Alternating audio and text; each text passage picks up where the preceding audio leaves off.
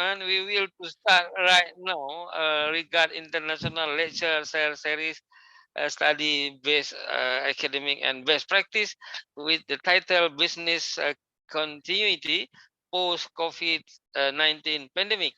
Teman-teman yang ada di Malaysia, di Indonesia, di Brunei, di Thailand, terutama bagian selatan Thailand yang paham bahasa Malay dan juga dari Singapura, event ini akan menggunakan bahasa, boleh guna bahasa Malay, boleh guna bahasa Indonesia, dan tentu saja boleh gunakan English too. If you want to mix use of language, never mind, because we are the ASEAN countries, paham ketiga-tiga bahasa ni, right?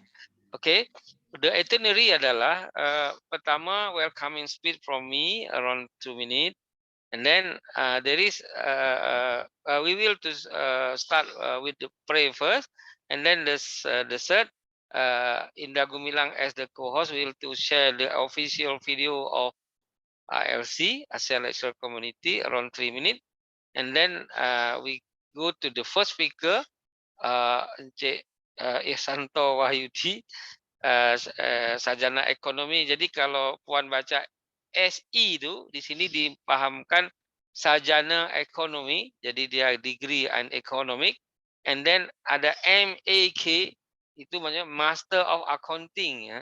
Jadi Magister Akuntansi orang Indonesia katalah. Jadi kalau di Malaysia MACC lah, macam itulah. Oke.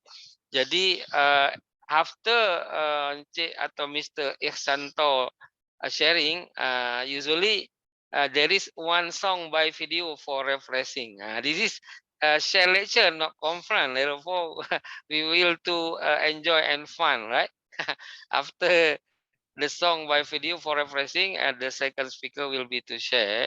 And after all the speakers share, we go to question answer. Therefore, the participant, you can to use chat box to share your question, or you can to share direct to my email address. I will share my email address in chat box as soon as possible while the official video of ILC showed. Okay, the second, the first, once more, thank you very much for the all speakers and all the participants. Very glad to meet you in Zoom and join this program. Terima kasih atas kehadiran kawan-kawan, baik dari Esa Unggul, dari Institut Setiami, dari Indonesia maksudnya, dari Malaysia juga, biasanya dari Thailand, join juga dari Brunei juga yang mengerti campur-campur bahasa, dan kita selalu akan upload di YouTube channel, tetapi boleh dilihat juga di www.aseanlecture.com. Tanpa membuang masa, mari kita mulai dengan berdoa menurut kepercayaan kita masing-masing. Pray first, please. Bismillah.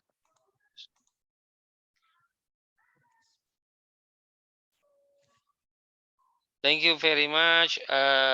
And the next, okay, Director Pasasi Wazah. Wish. Dr. Carol. Oke, tanpa membuang masa, kami undang, kita jemput, we invite Mr. Ihsanto Wahyudi, sarjana ekonomi, Magister Accounting, lecturer Esa Unggul University, Jakarta, Indonesia. You can to use 20 to 25 minutes. Time is your now. Silakan. Okay, thank you, Pak Reza, for your invitation and your gratitude for me. Assalamualaikum warahmatullahi wabarakatuh. Salam. Alhamdulillah rabbil alamin wa bihi nasta'in wala umur dunya waddin. Sudah ilaha illallah Muhammadur Rasulullah. Terima kasih sebesar-besarnya pada Pak Tengku Reza yang telah mengundang saya untuk hadir di acara ini. Ini mungkin yang kedua ya Pak Reza ya. Ya, sebelumnya beberapa bulan yang lalu sudah dengan Pak Reza juga, dengan siapa saya lupa itu dari. Ya, udah 4 bulan lebih. Oke, salam kenal juga buat Puan Hawa. Nah, pada kesempatan ini bisa berkenalan, semoga suatu waktu bisa bertemu. Insya Allah. Oke, pada kesempatan ini saya coba the theme is business continuity post COVID-19. I share a screen for you. Yes, okay. You can use because you are now the co-host, right? Okay, yes. Okay, your Apakah screen sudah very, terlihat? very clear, Pak. Okay, thank you. Okay, business continuity post COVID-19. Okay, this is a timeline when we first get a COVID-19 pandemic. In 31 December 2019, we have a report from China. There is a case pandemic COVID-19, but we do not yet know what is the COVID-19. It's about January, February, March, and 11 March. WHO declare there's a pandemic called pandemic COVID-19. There is a text 3 months, not 3 months, just 2 months and a half. The first information become a pandemic declaration. So, so after the declaration, we have excuse me. Since the first month in 2020, the globe has been dealing with the unprecedented public health crisis caused by the global spread of novel coronavirus. Okay, COVID-19 was declared a pandemic by the World Health Organization (WHO) in March 11, 2020, and the WHO reported 62 million confirmed cases and 1.5 billion confirmed fatality, affecting 220 nation region and territory on November 30, 2020. The pandemic posed a serious threat to enterprises and continuity of their business activity, in addition to being a major health and social issue. Business continuity, on the other hand, is a strategic organization component that is also linked to resilience. So, I think I take a mixed language ya, Pak Tengku ya. Okay, good. Okay. Because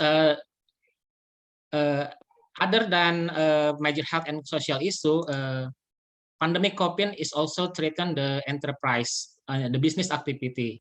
Jadi selain masalah kesehatan dan sosial, ternyata pandemi juga menghantam sektor bisnis.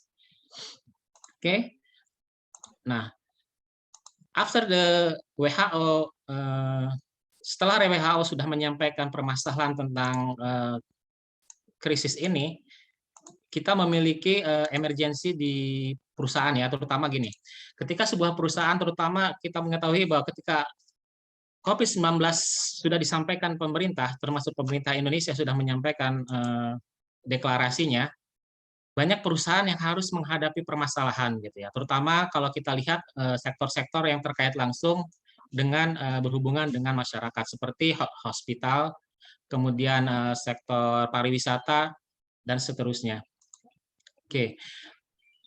Sehingga perusahaan-perusahaan ini dipaksa untuk melakukan cara baru untuk menghadapi sesuatu yang terjadi di era kita, yaitu COVID-19. Nah, bagaimana perusahaan-perusahaan ini menghadapi permasalahan ini? Nah, di situ adalah upaya berbagai perusahaan untuk menghadapi ini, antara lain yang pasti ketika kita menghadapi yang namanya krisis manajemen. COVID-19 menyebabkan terjadinya krisis manajemen, dan kita tahu bahwa COVID-19 ini bukanlah permasalahan atau krisis yang pertama, tapi juga certainly not the last gitu. Biasanya perusahaan selain menghadapi COVID-19 seringkali juga menghadapi krisis such natural event ya, seperti earthquake, hurricane, kemudian man-made factors such as cyber attack, geopolitical crisis, and terrorism, and corporate crisis. Now we have facing a geopolitical crisis. There is a war in Europe between Russia and Ukraine. So there is also make a business have an impact. It's not a good that's not good news, but it's also a bad news. Okay. There is some response from a company around the world how to face the COVID-19 crisis. Okay, there is some response. Before that, there is a significant stream of literature has studied problem of planning and foresight emergency preparedness and management. Sebelum permasalahan COVID-19, perusahaan juga telah mengalami berbagai permasalahan seperti yang disebutkan tadi, seperti masalah krisis seperti natural event kayak earthquake, kemudian permasalahan cyber attack dan lain-lain. Nah, biasanya perusahaan sudah memiliki planning and process for emergency preparedness and management. Okay. Organizations strive to cope with emergency and critical event to keep their reputation be more resilient and ensure continuity. Nah, ketika sebuah perusahaan menghadapi persoalan-persoalan sebelum pandemi menyerang, perusahaan sudah juga berhadapan dengan persoalan-persoalan lain. Jadi persoalan COVID-19 tidak akan membuat sebuah perusahaan itu mati, tapi mungkin juga akan membuat dia more resilient and ensure continuity. Okay. The management of business continuity has evolved since 1970 as a form of crisis management in response of the different risks that threaten an organization. Jadi sebenarnya persoalan krisis seperti pandemi ini bukanlah sesuatu yang baru di dunia bisnis, karena bisnis sebelumnya sudah menghadapi berbagai problem, dan itu sejak tahun 70 perusahaan-perusahaan besar sudah mengadakan namanya management of business continuity atau manajemen krisis. Okay. The whole company, utamanya perusahaan-perusahaan besar sudah memiliki holistic management process yang menyediakan framework for effective response. And business continuity plan had been developed primarily to minimize the effect of unexpected event on the firm ability to meet customer requirement. Jadi sebenarnya perusahaan-perusahaan sudah menyediakan framework, kita harus istilahnya mitigation, how to do with a crisis. Like that, okay. Next. Okay. It is critical to have an emergency scenario in place to ensure business continuity. Perusahaan-perusahaan ini biasanya, terutama di perusahaan besar, mereka memiliki emergency scenario in a place to ensure business continuity. In the current circumstances, it's critical to respond quickly in order to limit damage and other risks, as well as prepare to the organization for the pandemic future development and various scenario. Oke, ini sama seperti tadi bahwa perusahaan sudah memiliki cara untuk merespon dengan cepat persoalan krisis untuk membatasi damage and other risks, as well as to prepare the organization for the COVID pandemic future development. Nah, persoalannya adalah the COVID-19 ini ternyata lebih besar dari persoalan-persoalan yang telah dihadapi krisis lainnya terhadap perusahaan, tapi tidak cukup besar untuk bisa menghentikan perusahaan. Oke. Nah, dan kebetulan di saat ini kita menghadapi perkembangan teknologi yang luar biasa, sehingga persoalan yang dihadapi saat ini ketika COVID-19 menyerang, perusahaan sudah memiliki infrastruktur operation and communication risk covered by business continuity management, which aim to help organization manage new challenge and risk while maintaining operation production continuity. Mungkin ada persoalan maintaining operational dan production continuity, tapi persoalan itu tidak sampai menghentikan perusahaan untuk beroperasional dan berproduksi, walaupun mungkin hanya mengalami sedikit hambatan ya. Dan ketika persoalan masalah ini sudah semakin jelas apa yang kita hadapi, persoalan itu perusahaan akan semakin bisa prepare dan maintaining resilience-nya. Oke. There is a 5 area action to face the COVID-19 emergency. First is the operation and value system. The second is customer experience and support. The third is workforce and human capital. And fourth is leadership and change management. And the fifth is community and social engagement. What are they? Let me show you. The first a framework of response action for COVID. There is a framework of response action COVID. The first is operation and value system. Operasi and system value adalah terdiri dari supply chain status, logistic flow, and manufacturing process. The second is customer experience and support. It's mean physical interaction, financial assistance, and marketing communication. Then the third is workforce and human capital, prevention measure, job continuity and productivity, handling of cases. The fourth is leadership and change management, crisis management, post-emergency value, and the fifth is community and social engagement. It means donation, support, and coordination action.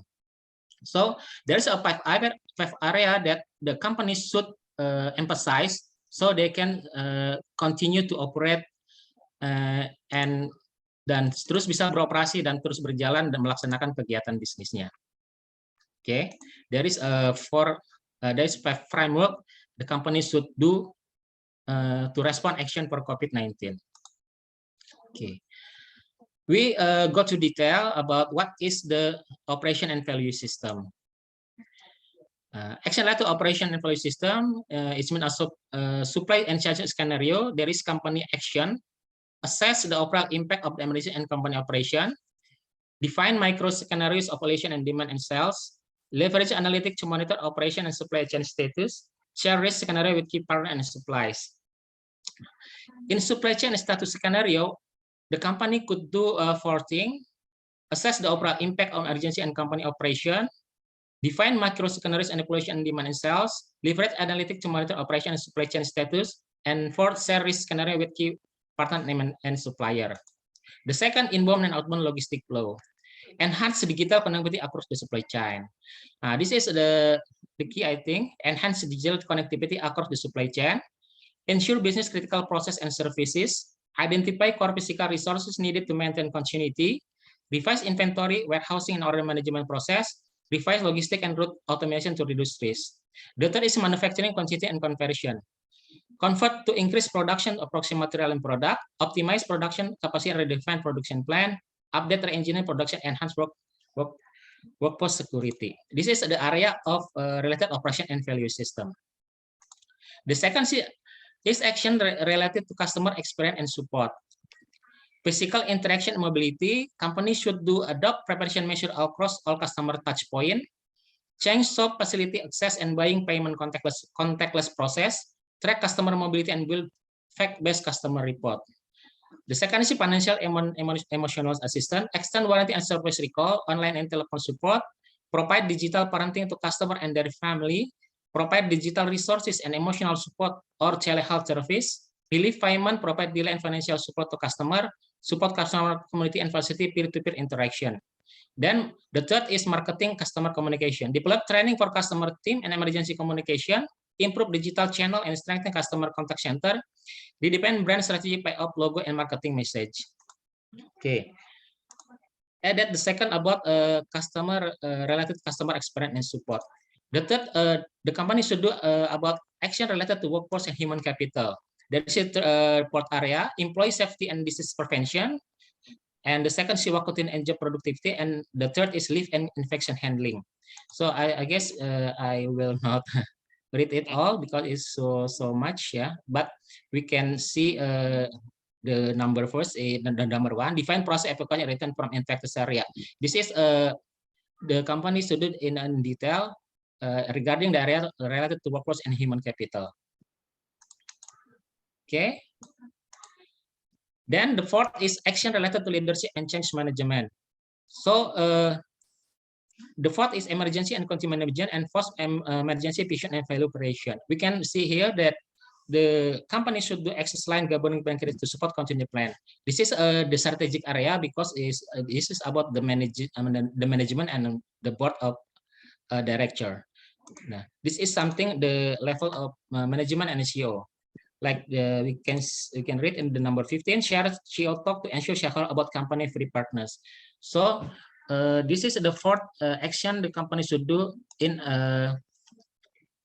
facing a COVID-19. Okay, the last is action related to community and social engagement. The first, community donation and support, community coordinated action. The company should invest in local government debt to the social impact and crisis, offer special discount and gift program, participate in open innovation, produce non-net individual protection, provide money donation to institution, support scientists and researchers through research grant and fund, communicate actions, share best practice, share response, and strengthen public-private collaboration. So we now have 5 action the company have a promote to respond action for COVID-19. Okay. Okay. What next? The later on company behavior during recession showed how company can survive and even profit by modifying their marketing strategy, increasing the R&D budget, investing innovation, and enhancing their corporate governance. This business crisis generated by the COVID outbreak has also generated opportunity for organization to go beyond simple business content and support current value. So there is a crisis, but there is opportunity. The company can learn how to deal with the COVID-19, and even some companies have survived and even profit by modifying their marketing strategy. Okay, so the recommendation is some conclusions can be drawn that could be valuable to other business dealing with the effect 19 or considering how to improve the reaction method in even future unfavorable accident. Adaptability, agility, communication, coordination, leadership, and technology application have all been explored in the literature critical success application management and crisis response. Bisa jadi kita bisa kesimpulkan bahwa kita bisa mendapatkan pelajaran sangat berharga ketika berhadapan dengan efek dari 19, dan kita bisa meningkatkan reaksi kita dengan berbagai metode seperti lebih beradaptasi, lebih agility, and communication, coordination, leadership, application. Kita harus ekspor semua sehingga kita bisa muncul sebagai critical success aspect, dan kita bisa melakukan respon yang lebih baik terhadap krisis-krisis berikutnya. Okay. The first recommendation is immediate response. Business have been recommended as establish an immediate response to operational failure. Jadi kita harus melakukan respon yang immediate ya. Immediate itu maksudnya adalah cepat gitu. The adoption of digital technology as major enabler and development of agile business process. Nah, di saat ini kita harus melakukan adopsi terhadap teknologi sebagai alat utama yang membuat kita bisnis kita menjadi lebih agile, lebih tangguh. The second is technical reserve. Most business have been compelled to rely on crisis management competency as well as financial and technical resource to face overcome the crisis.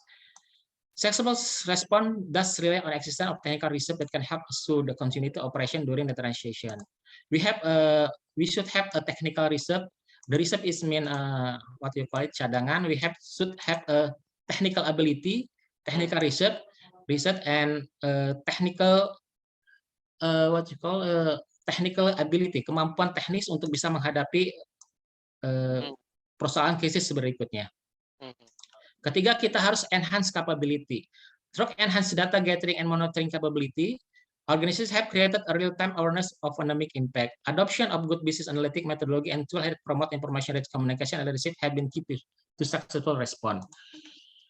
Enhanced capability means kita harus meningkatkan kemampuan, terutama kemampuan perusahaan melakukan real-time awareness of pandemic impacts. Nah, sama seperti sebelumnya, kita harus rely on technical ability and technology. The fourth is adaptive business model. Organizations have been confronted with their threat of diminishing revenue as a result of shifting client demand and needs. Okay, the construction of broad and modular product service portfolio as well as adaptive business model that can allow the faster recovery have been successful answer. So the organization now must be an adaptive business model. Organizations have been confronted with the threat of diminishing revenue. The construction of broad and modular product service portfolio as well adaptive business model. Perusahaan saat ini dalam menghadapi situasi yang semakin unpredictable harus bisa melakukan bisnis model yang adaptif, bisa beradaptasi dengan lingkungan yang baru, sehingga organisasi bisa bertahan dan semakin resilient terhadap persoalan-persoalan. I guess that's all, Pak Reja. Yang I can talk to you. Yeah. I'm sorry I had not very good today because it's not have a body good condition. My body is not delicious. Yeah, thank you.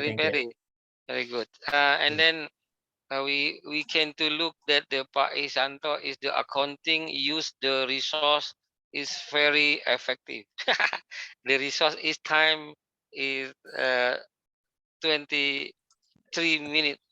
33 minutes only. There is the efficient 2 minutes. Okay, Pak Isan, you can to shut down your screen first. Okay, ladies and gentlemen, before we go to the second speaker, kita akan mendengarkan sebuah lagu untuk refreshing and management, Faculty of Management and Muamalah. College Universiti Islam Antarabangsa Selangor Malaysia. Time is you know. Silakan Puan.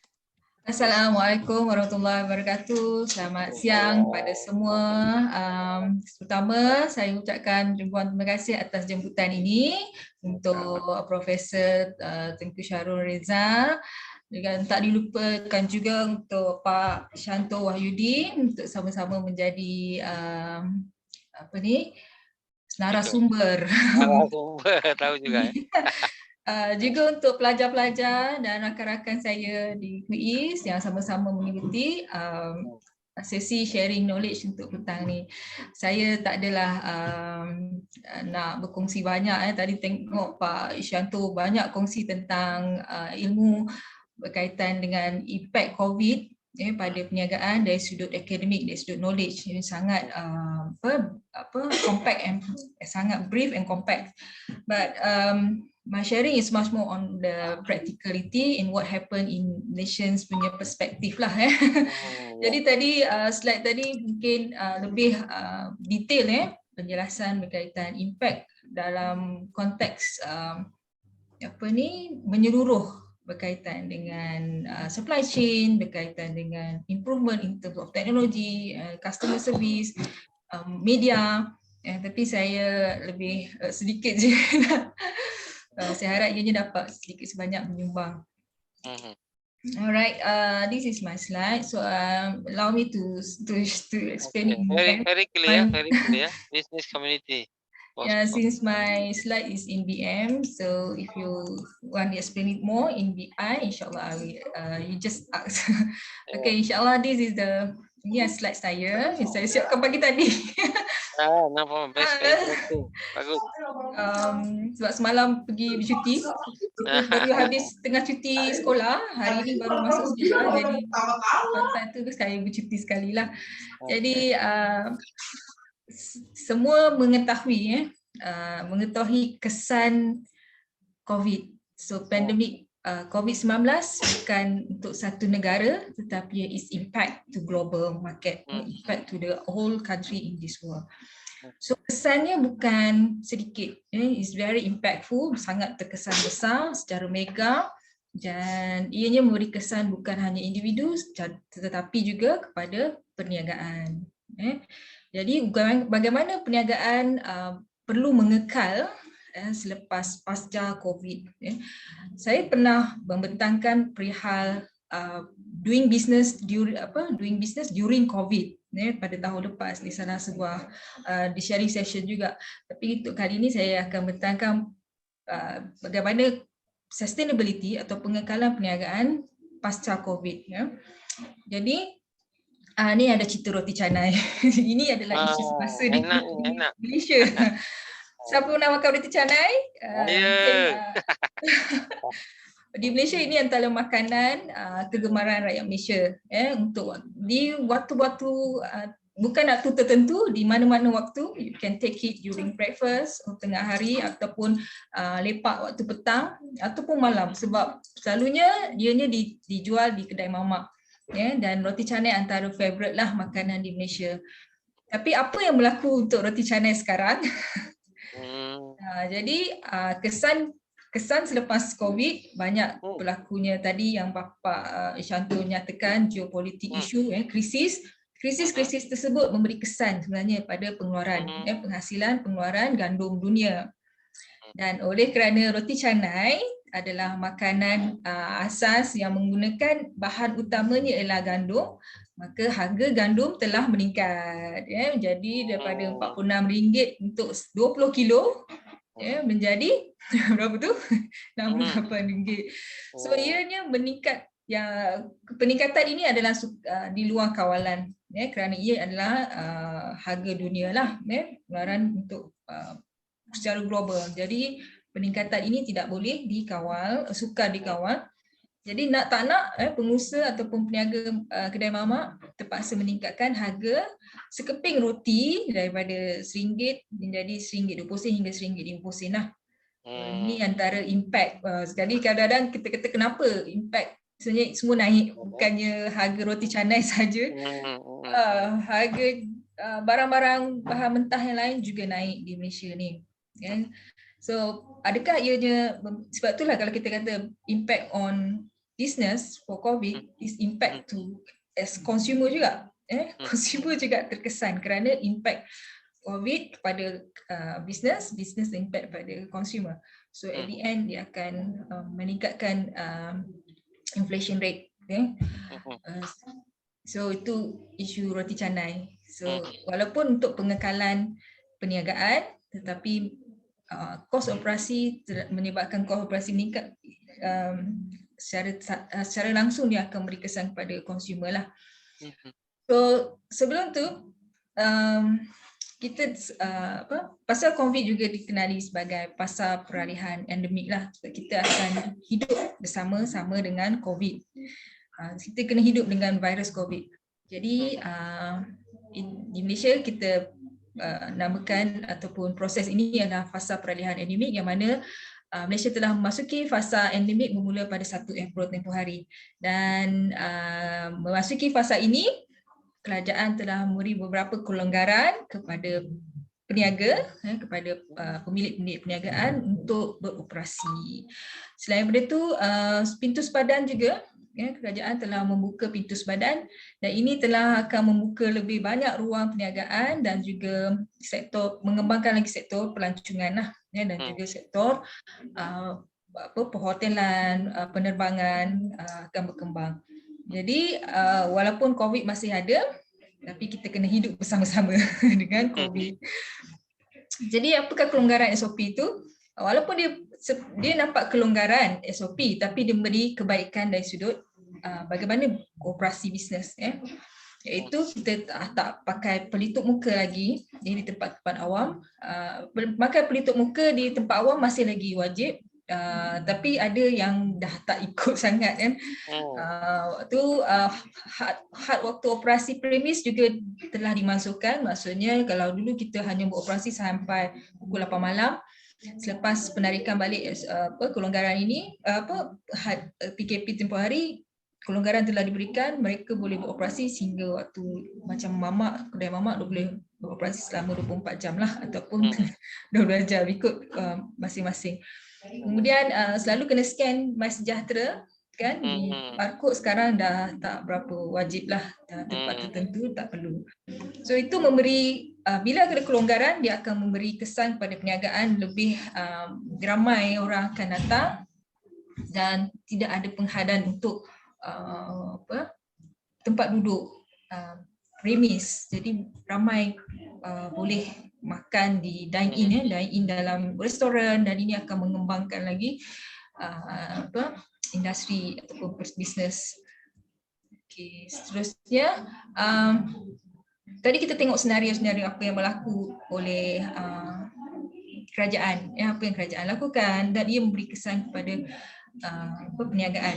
Tapi kalau kita lihat di sini, kesan COVID itu sendiri sebenarnya dia memberi kesan pada 3 lingkungan inilah. Tadi kita dah cerita pasal tepung, itu supply chain. Bapak juga tadi telah menjelaskan juga kesan pada supply chain. Yes, of course, is a global effect. Supply chain ni bila satu terhalang, dia akan beri kesan kepada rantaian-rantaian lain. Sebab kita bukan berniaga dalam Malaysia saja, kita berniaga di luar negara berkaitan dengan Indonesia, Thailand, negara-negara serantau. So bila satu negara tersekat, yang lain akan memberi kesan lah. Kemudian dia bagaimana kita memberi khidmat pada pelanggan, so customer engagement. So COVID juga memberi kesan langsung, yang mana we cannot see or meet direct our customer. So mostly business have been engaged through online. So adaptation in terms of technology is very, kalau kita lihat, sangat tinggi semasa COVID, dan ianya diteruskan selepas pasca COVID. Kebanyakan business mengadaptasi engage dengan customer secara online dan juga physical lah, maksudnya face to face. Tapi approach online masih lagi dikekalkan. Banyak perniagaan yang wujud sekarang mengekalkan lagi operasi engage customer dengan online. sebab liputan tu lebih meluas, liputan pelanggan lebih meluas. Seterusnya ialah berkaitan dengan kesinambungan pembiayaan. Kesan COVID, in order to sustain business, we need to a good cash flow. Of course, during COVID, cash flow perniagaan agak terjejas. Jadi dari sudut financial mereka struggle. So selepas COVID, pasal COVID, mereka harap dapat insentif government dan juga kemudahan pembayaran balik pinjaman. Jadi ini sangat pentinglah dalam untuk sustainability perniagaan tersebut. So ianya terkesan pada IKS dan mikro kita panggil yes. So ini antara 3 lingkungan ataupun 3 perkara pokok yang mana kesan langsunglah COVID pada perniagaan. Jadi ada satu kajian atau survey yang dijalankan Ernst & Young kepada 500 peniaga, yang mana dalam hasil kajian atau pendapatan kajian tersebut, kita boleh rangkumkan bahawa semua ahli syarikat kena adaptasi, adaptation. They need to adaptation with technology or adaptation in living with COVID the virus lah. So 86% responden peniaga di Malaysia bersedia hidup. They have to live together dan beroperasi bersama-sama dengan COVID-19. Nak tak nak perkara kita tak boleh patah balik kepada zaman sebelum COVID. So segalanya telah berubah. Everything have changed during pandemic. So we need to adapt and living with virus together. So 77% mengutamakan penggunaan teknologi. So they need to adapt with technology in the short period because they need to be fast track to adapt with new norms in business. 43% of the respondent, 43% responden optimis dengan pemulihan perniagaan terhadap pra-pandemik. Maksudnya mereka berharap mereka akan pulih sebelum pandemik ni berlaku. Separuh lebih sampai separuh juga lah mereka berharap perniagaan mereka akan pulih dalam tempoh setahun atau 2 tahun untuk mereka sustain seperti sebelum berlakunya pandemik. Dan mereka mengakui bahawa penggunaan teknologi mempunyai kesan yang paling positif terhadap perniagaan, sama ada peniaga besar ataupun SME. That's why they need to change the digital device that they use. And they need to know how to use content. Sebab tu dalam sekarang penggunaan content ni sangat dalam media sangat penting. Bagaimana nak memberi media ataupun konten yang sangat impact supaya pembeli boleh terpengaruh hanya dengan media yang viral. Selain daripada tu, ni perkara kedua. Yang perkara pertama tadi kita tengok mereka lebih mereka tahu mereka kena adapt. Selain daripada tu, perkara yang kedua, yang perkara pokok yang kedua, yang mana syarikat perlu perlu memajukan kemahiran semula, reskill their employee. Kemahiran semula pekerja dan juga pendigitalan. So 85% daripada responden mengutamakan peningkatan keselamatan.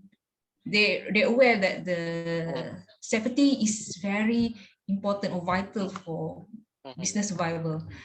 So menyediakan persekitaran yang selamat, safe environment for workplace for employee is very important lah untuk mereka supaya pengekalan SOP dijaga. Kalau buka tutup hanya kerana pekerja menghadapi COVID, mereka akan terjejas juga. Sebab tu mereka merasakan pekerja perlu berada dalam keadaan selamat supaya mereka boleh serve business dengan selamat pada customer. So it's win-win situation. Customer have to follow SOP, standards, certain requirement, but that's why they need to follow a certain standard of requirement so that dia boleh memberi servis pada customer dia. Kemudian pengaturan kerja yang fleksibel seperti work from home. Ini adalah saranan juga gerakan perkerajaan untuk memberi flexibility kepada kaki tangan untuk bekerja daripada rumah. Sekarang kita tak boleh tengok dari sudut jam bekerja, kena tengok daripada sudut output. Output berapa banyak penghasilan yang dikeluarkan oleh pekerja instead of working hours. Okay, 75% merupakan pada peningkatan kepada kemudahan infrastruktur atau IT. So they need to change a certain device ataupun pembangunan software atau hardware supaya dapat membantu dari sudut productivity. Kemudian apa lagi? Alamak, saya skip tadilah.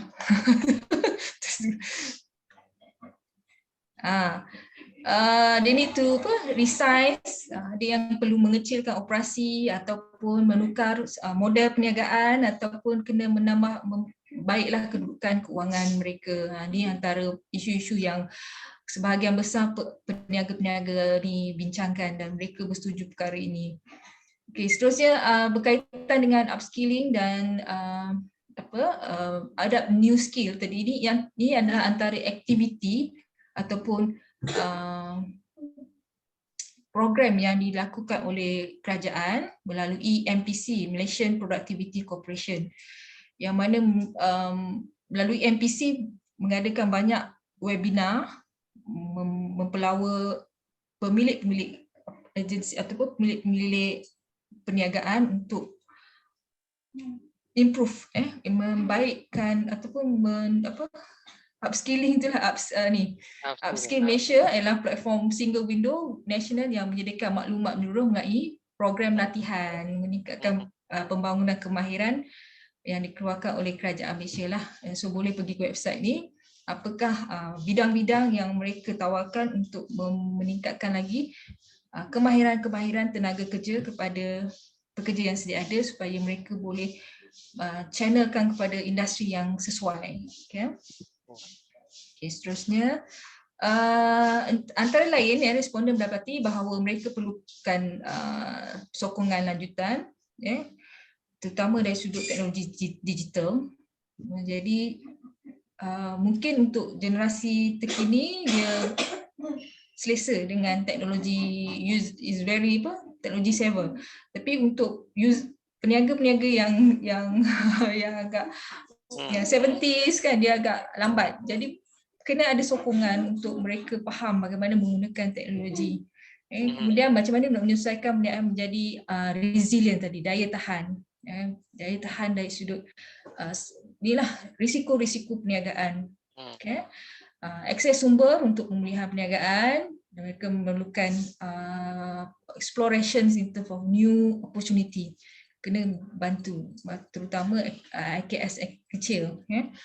So mereka perlu juga untuk membentuk semula premis perniagaan fizikal.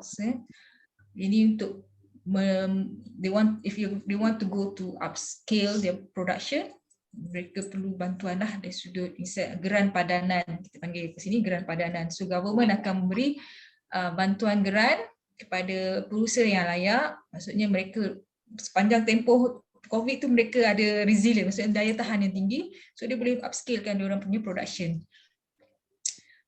So selain itu daripada responden daripada survey tadi, di luar fasa pemulihan dan penambahbaikan, responden menyatakan bahawa mereka memerlukan bimbingan, training dalam mencari new market, and then menjalinkan perkongsian baru, collaboration. Kemudian meningkatkan set kemahiran dan bakat digital. Ini antara yang laris lah kalau student yang mempunyai digital marketing. Kemudian content creator, itu antara skop-skop kerja yang sangat diperlukan dalam perniagaan sekarang. Kemudian membangunkan model perniagaan, new model development, secara perniagaan barulah, social entrepreneur. Sekarang ni banyak model perniagaan yang kadang kita tengok dia berdasarkan pembangunan komuniti, tapi dia boleh membangunkan perniagaan untuk komuniti itu sama-sama maju. Seterusnya new product development and also service lah. Jadi ini antara insentif yang government keluarkan untuk tahun 2022 ni. So banyak geran-geran dan juga pembiayaan yang dikeluarkan untuk MITI salah satu agensi kerajaan, iaitu 80 juta diperuntukkan untuk melatih 20,000 pekerja yang menyokong kluster industri seperti MRO, maintenance, repair and operations. So kemudian berkaitan TVET, banyak even KUIS pun kita antara pusat TVET untuk halal. So 50 juta diperlukan untuk pembangunan kemahiran negeri seperti Sarawak, Johor dan Pulau Pinang bagi meningkatkan tahap kemahiran TVET untuk 5,000 pekerja. Kemudian untuk halal juga, ini pun antara asas kerajaan untuk menjadikan Malaysia sebagai hub halal di Asia. Begitu 25 juta diperuntukkan bagi melaksanakan pelbagai program termasuk penjenamaan digital, produk halal dan meningkatkan kebolehpasaran PKS. Ini dana khas untuk multinasional 2 bilion, 100 juta untuk geran padanan untuk menukar peluang aero angkasa. Ni saya tak jelaslah macam mana nak aero angkasa. Mungkin dari sudut supply all parts ke untuk aircraft. Seterusnya ni antara lain melalui 1.8 bilion skim mikrokredit untuk IKS melalui bank-bank ni lah yang ada di Malaysia ataupun melalui Tekun, melalui Agrobank atau BSN. Untuk perniagaan lain juga banyak, 10 juta, 40 juta dan juga ini adalah untuk mengembangkan lagi IKS di Malaysia dalam meningkatkan lagi daya saing selepas COVID. Selepas COVID sebenarnya nak sustain tu agak sukar sebenarnya. Tapi melalui program-program yang ada ni diharap perkembangan selepas COVID ni lebih meningkat dengan kelonggaran SOP diharapnya dapat inilah lebih daya mampan dan daya tahan untuk peniaga IKS. Jadi untuk itu kesimpulannya dengan walaupun ada gangguan dalam pasaran kerana COVID, perkembangan dan pemilihan pengguna yang berubah yang dikuatkan oleh pandemik, peniaga perlu mengutamakan pembangunan, development, keupayaan semasa mereka berusaha untuk mengubah model operasi mereka untuk masa hadapan. So they need to change how they operate the business, change the business model, change the strategy. So macam tadi tu Pak Isyanto juga menyatakan bahawa they need to be in order to be resilient, they need to fast change and adapt to technology. Isu sama saya nak rangkumkan pun sama saja. Kepatasan dan ketangkasan adalah penting untuk pengekalan dalam perniagaan. So itu saja daripada saya, insya-Allah. Bagus. Okay. Very good. Sangat menarik. Interesting. Sharing perilaku konsumen ini bagaimana mengantisipasinya. Kira-kira begitu pertanyaan Okta itu.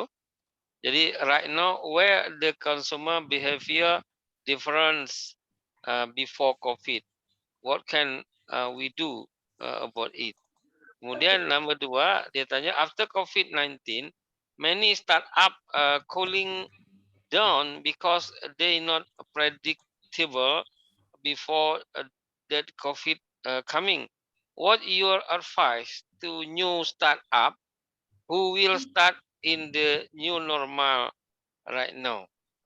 Jadi apa nih nasihatnya untuk yang baru memulai nih Pak Ihsan sehubungan dengan COVID-nya sudah tadi Puan kata bersama kita terus hidupnya sudah tak pergi lagi. Okey. Sekarang saya baca pula kepada ini Puan Siti Hawa dari tadi dari Sabila, ini dari Okta. Sangat menarik presentasi Puan. Di Indonesia sangat terasa impact COVID terutama dalam opportunity for workers. Ya. Banyak tantangan untuk mendapat kerja. Bagaimana yang terasa di Malaysia, terutamanya lulusan universiti, fresh graduate. Kemudian yang kedua, impact pada small medium enterprise. Tadi sampelnya roti canai, regard tepung supply chain berubah. Kita tahu non-formal businessman itu begitu memberi peluang kerja yang cukup kepada publik. Bagaimana polisi government Malaysia untuk bantu mereka grow up more gitu. Itu dia tanya 2 question tu lah masing-masing. Boleh menjawab dalam 5 sampai 7 minit Pak Ihsan dan juga nanti yang sama Puan Siti Hawa. Okey, silakan. Okay, thank you Pak Reja for Alhamdulillah. mungkin saya jawab, maybe I first the second question first. Okay, right. Okay. What we do as an startup to deal with the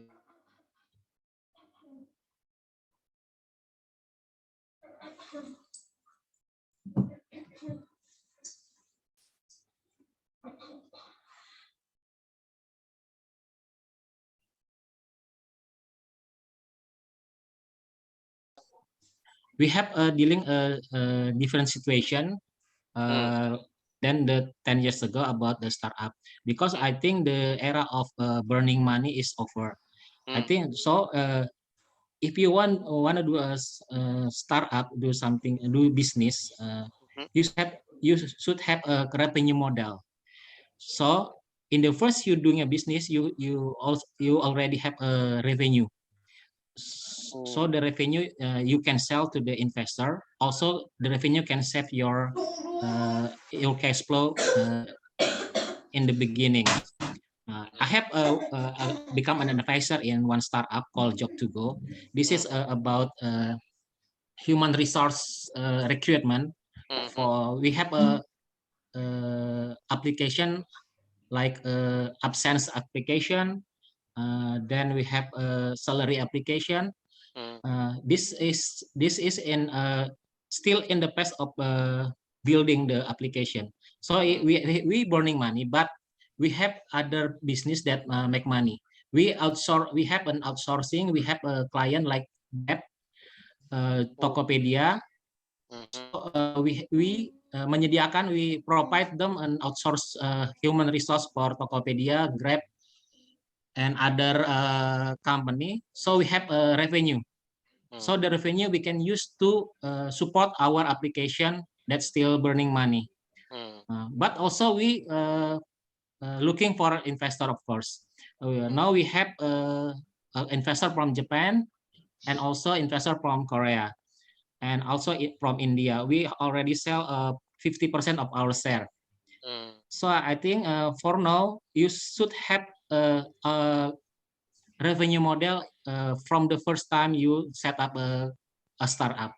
Yes, that's my answer for the first the second question.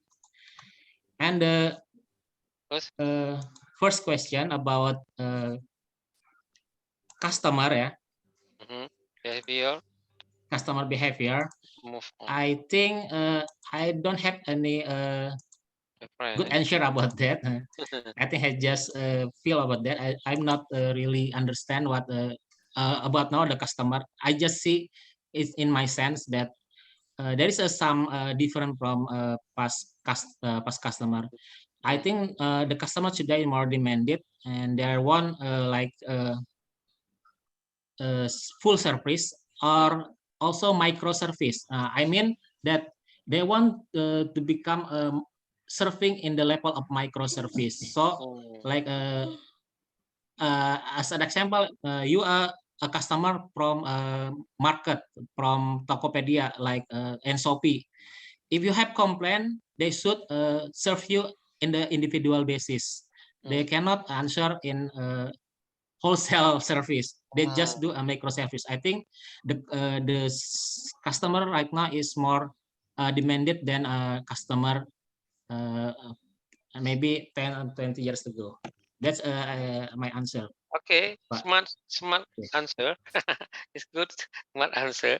Okay, next Puan Siti Hawa, what do you want to answer? Ya, silakan. Terima kasih Prof. Tapi terima kasih juga pada yang pelajar yang bertanya tadi. Soalan yang baik ya. Jadi soalan pertama tadi berkaitan dengan apa tentangan untuk mendapatkan pekerjaan ataupun pekerjaan sesuai bagi mahasiswa. isu tu bukan berlaku di Indonesia saja. Di Malaysia juga kita berhadapan dengan isu yang sama, yang mana kita isunya ialah mismatch of supply and demand. We have a lot of the graduate, but because of the gig economy currently, most of the company dia banyak guna pendekatan gig economy kan. Kalau kamu buat lebih, kamu akan dapat lebih. Tapi kita tahu ia sangat kompetitif, menyebabkan peniaga atau pengusaha yang melakukan gig ekonomi, dia mengurangkan harga sebab ramai yang nak, macam contoh ojek, ke sana ojek, di sini kita ada Grab kan. Tawaran tu terlalu tinggi untuk bandar-bandar besar je mungkin kompetitif, tapi untuk di luar bandar permintaan yang kurang. Maksudnya luar bandar bukan semua pekedai dekat-dekat dengan pelanggan, jadi sangat kurang orang yang buat tu. So di sini ada imbalance between demand and supply untuk kawasan. So as a graduate, what you should do in order to prepare yourself after graduate, jadi di sini jangan limitkan anda punya potensi. Yes, you just use whatever ability that you have, your skill that you have. Contoh bisa kata sekarang ni semua penggunaannya adalah handphone. So kalau kamu sangat kreatif, saya tahu pelajar Indonesia ni sangat kreatif. Indonesia sangat kreatif dalam penghasilan. You just selling one item, just selling item, kamu boleh bangunkan kamu punya online kedai online sendiri dalam WhatsApp business. Just mula dengan kecil. Kalau tak minat, mungkin kamu boleh buat konten, menjadi content creator. Sekarang ni banyak menjadi content. Yang penting aku mau ada idea. Kadang idea tu nampak crazy tapi ianya beri impact. Sebabnya audio, siapa kita punya target market? Kan, target market kita siapa? Kita bukan target market orang-orang yang dewasa, mungkin kanak-kanak ataupun your age kan, youngsters, ikut target market kita. So content tu kena sesuai dengan tu.